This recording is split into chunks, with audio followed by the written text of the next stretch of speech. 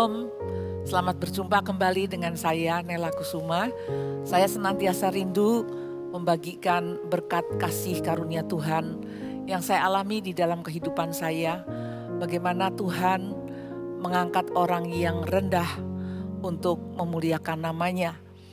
Apabila dalam bagian pertama saya mengatakan bahwa saya merasakan api panggilan Tuhan, sehingga akhirnya saya mewujudkan panggilan itu dengan berangkat ke kota Semarang dan menempuh pendidikan di Sekolah Teologi Abdiel. Dan pada waktu itu belum jelas bagi saya apakah saya mampu menempuh pendidikan sama seperti teman-teman yang lain. Sehingga saya mengatakan seandainya saya tidak mampu, saya akan dijemput kembali. Tetapi saudara-saudara yang dikasih Tuhan, Allah kita adalah Allah yang luar biasa. Dia memanggil dan dia bertanggung jawab atas orang yang dipilih dan dipanggilnya. Pada waktu saya mulai memasuki semester yang pertama dan datang di sekolah teologi itu bersama dengan beberapa teman yang pada angkatan itu akan masuk dengan saya. Di situ saya sudah mulai melihat bagaimana Tuhan menolong saya dengan mengirimkan juga seorang calon mahasiswi yang sama-sama menghadapi interview. Dia berasal dari Kota Madiun, tetapi dia sudah lama berada di Jakarta sebagai anggota jemaat Gereja Isa Al-Masih Salemba Jakarta. Dia adalah seorang babysitter pada waktu dia dipanggil oleh Tuhan. Dia bekerja sebagai perawat bayi. Dan ketika kami mulai berkenalan, berbincang, menceritakan latar belakang masing-masing, maka hati kami dipadukan oleh Tuhan. Hati kami bisa merasakan suatu perasaan yang bisa saling menerima. Sehingga kami bisa bersahabat layaknya Daud dan Yonatan. Hati kami bisa merasakan bagaimana kami dipertemukan oleh Tuhan. Walaupun ada beberapa teman mahasiswi lain, tetapi disitulah saya boleh merasakan Tuhan memberikan seorang sahabat, Tuhan memberikan seorang pendamping. Karena dia adalah seorang perawat bayi, maka dia begitu telaten untuk mendampingi saya. Ketika saya harus mencari buku-buku, ketika saya harus membaca sesuatu. Karena saudara yang dikasih Tuhan, cara yang unik yang saya tempuh ketika saya mendengarkan kuliah-kuliah, saya menulis dengan tulisan saya yang besar-besar, dengan huruf yang tebal dan besar. Untuk kemudian ketika sudah selesai kuliah, waktu belajar di asrama, saya pelajari kembali dengan memakai kacamata, memakai kaca pembesar untuk membesarkan tulisan-tulisan yang sudah besar. Tetapi dengan cara seperti ini, mata saya menjadi cepat tegang, kemudian kepala saya pusing dan saya tidak bisa belajar untuk waktu yang lama. Dengan cara apa lagi saya bisa belajar untuk menempuh mata kuliah yang cukup banyak? Karena saya juga tidak ingin bahwa saya menjadi seorang peserta didik yang hanya seperti anak bawang yang terus-menerus didispensasikan. Saya juga ada dorongan ingin mengejar prestasi di dalam nilai-nilai kuliah itu.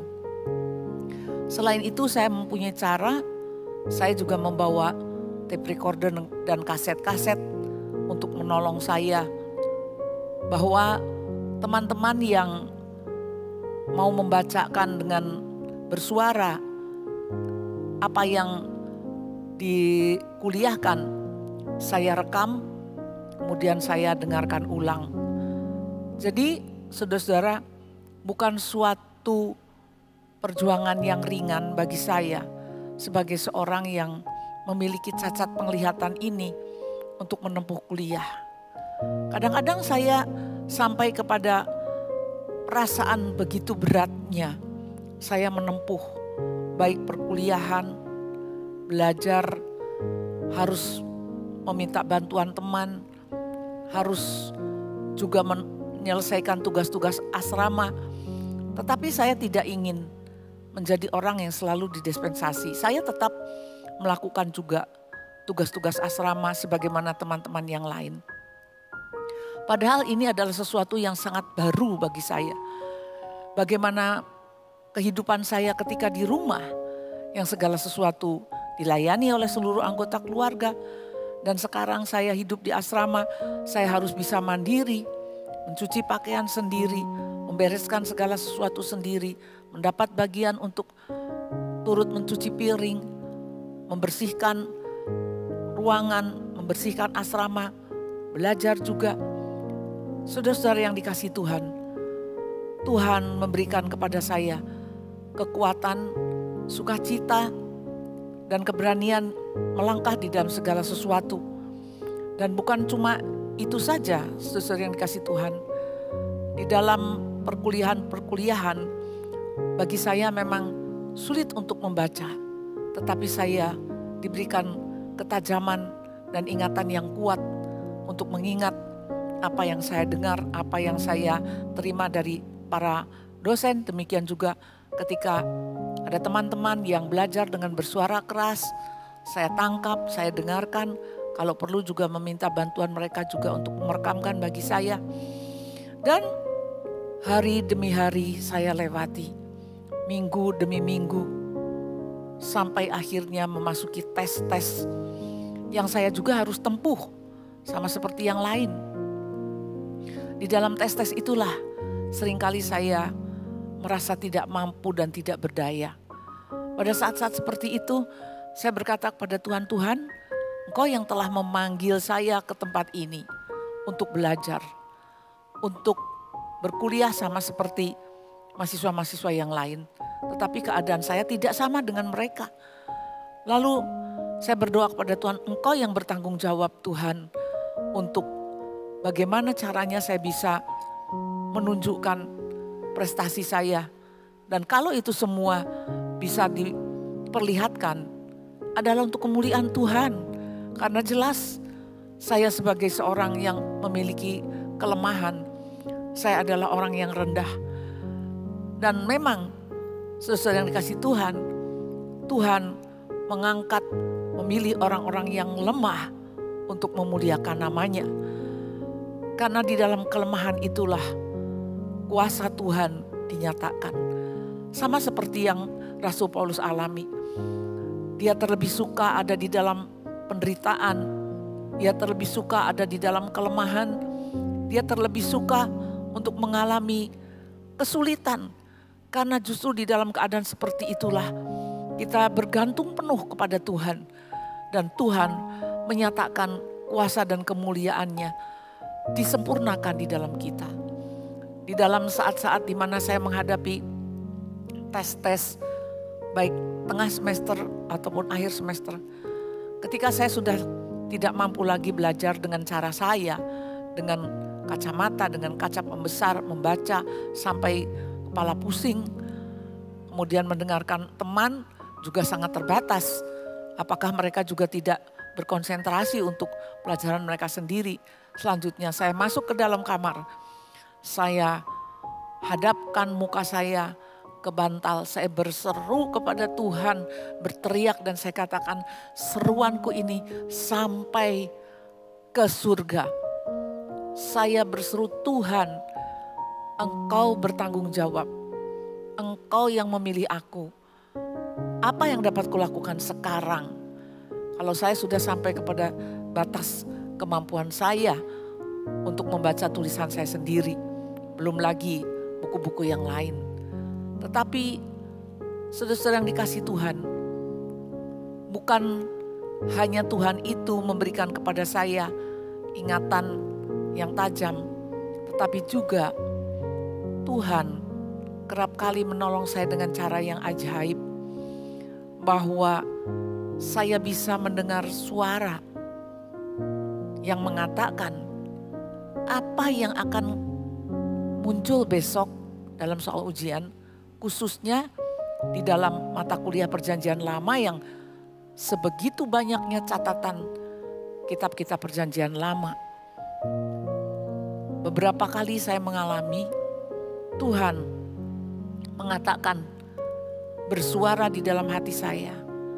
Seperti yang saya alami, baca kitab Nahum, baca kitab Nahum, baca kitab Nahum. Suara itu tidak hilang. Sejak sore hari saya mulai akan belajar, suara itu terdengar. Tetapi tentu saja saya tidak segera percaya kalau itu memang sesuatu yang Tuhan mau tunjukkan. Sehingga saya katakan jikalau itu bukan dari Tuhan, biarlah suara itu hilang dan tidak mengganggu saya. Tapi sampai malam hari suara itu tetap jelas. Sehingga akhirnya saya berkata kepada sahabat saya, Tuti, tolong saya bacakan kitab Nahum saja. Baca kitab-kitab yang lain hanya selewat dan baca kitab Nahum berulang-ulang. Dan sudah selesai itu saya selesai belajar. Sementara teman-teman yang lain masih berkutat dengan catatan yang begitu banyak. Dan keesokan harinya, saudara yang dikasih Tuhan, bagaimana cara saya mengikuti tes? Saya minta tolong salah satu pengawas ujian itu biasanya untuk membacakan semua soal-soal tes itu dari pada waktu itu kertas yang di copy dengan soal-soal ujian. Saya harus salin dulu ke tulisan saya. Dan kemudian saya membaca ulang satu persatu dengan kaca pembesar. Satu soal demi satu soal saya jawab dengan melihat kembali tulisan saya, salinan daripada soal-soal tes itu, dan saya menjawabnya. Jadi waktu sudah berjalan, bagi yang lain sudah mulai mengisi soal, bagi saya baru menyalin soal. Namun walaupun demikian, saya bisa menjawab soal-soal itu dengan cepat. Sesuai apa yang saya ingat. Itu yang saya lakukan untuk semua soal-soal tes yang diperhadapkan kepada saya. Dan pada hari itu ketika Tuhan mengatakan kitab Nahum, ketika sampai harinya tes Perjanjian Lama, maka ketika soal itu dibacakan oleh pengawas ujian, di situ tertulis, bahaslah kitab Nahum. Wah, haleluya. Sesuai yang dikasih Tuhan, saya sudah benar-benar menguasainya dan saya tulis jawabannya. Dan dengan cepat saya menyelesaikan akan jawaban soal tes Perjanjian Lama itu. Sementara yang lain masih berkutat. Itulah anugerah yang bukan hanya satu kali saya alami, beberapa kali. Dan memang sering terjadinya itu adalah pada tes-tes Perjanjian Lama. Jadi bagi saya sungguh cara Tuhan itu tidak terpikirkan. Saya tidak bisa paham bagaimana Tuhan mempunyai cara seperti itu. Dan itu adalah sesuatu yang khusus. Tidak bagi yang lain. Tetapi bagi saya yang mempunyai kelemahan, bagi saya yang mempunyai kekurangan, bagi saya yang tidak memungkinkan untuk menempuh cara yang normal, maka Tuhan pun memberikan suatu cara yang ajaib. Oleh karena itu, saya boleh membuktikan. Dari bulan ke bulan, satu semester berlalu. Dan ketika selesai semua tes akhir semester yang pertama saya lewati, ternyata saya diberikan oleh Tuhan suatu hal yang luar biasa. Bahwa saya mendapatkan nilai-nilai di atas rata-rata. Bahkan nilai-nilai yang di atas 80, melebihi semua yang lain. Jadi ini adalah menjadikan suatu keheranan bahkan bagi semua dosen yang dahulu juga tidak percaya dan tidak yakin akan kemampuan saya.